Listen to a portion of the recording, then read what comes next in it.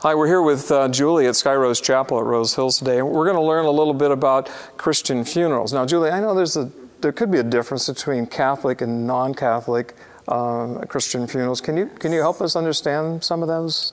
And then what maybe a Christian funeral really is all about, the elements are? Okay. Well, with a Christian funeral, the family contacts the priest. It was a Catholic funeral. Yes, and with a Catholic funeral, it's a priest. And with a non-Catholic, they usually contact the minister or a pastor of their church. Okay, so those would be the officials of the funeral. And the pastor coordinates the services with the family. Usually includes with, opening songs, scripture, opening prayer, scripture, song, reading of eulogy. Also, there could be a slideshow during the service. So the pastor would script this with the family. He'd go to the family and listen to what they would want. And there sometimes could be a special scripture that their loved one really liked a lot, or they read, and this was more like their passion. This was the scripture. Also, there's time of sharing during the service. So the pastor might encourage family members and other attendees to share? Yes. Before even the service starts, the casket's already usually preset in the chapel or at the church. Depends where the family's going and where they're going to have the service at. And it's usually preset, and it's the families, if they prefer open or closed. Yeah, so you more often have it open. Have it open, okay. Open casket. Open casket. And the family's already seated before the service starts, of course. And then the pastor will come up and start with the service. Sometimes family may bring or have, like, for example, memorial ribbons with their name.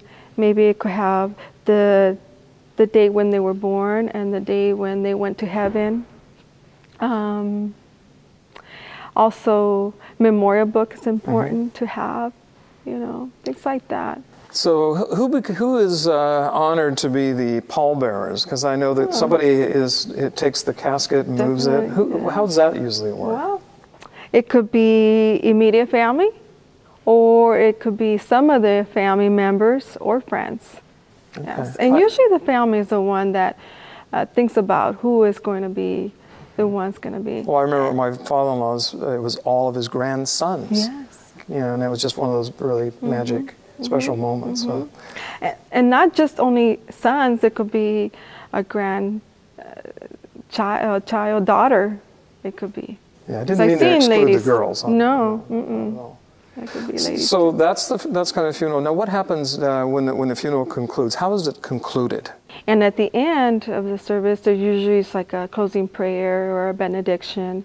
And then once that's done, then the director comes up and guides the congregation and the family for final viewing, procession to graveside, after gathering, time of celebration there at the after gathering for a reception.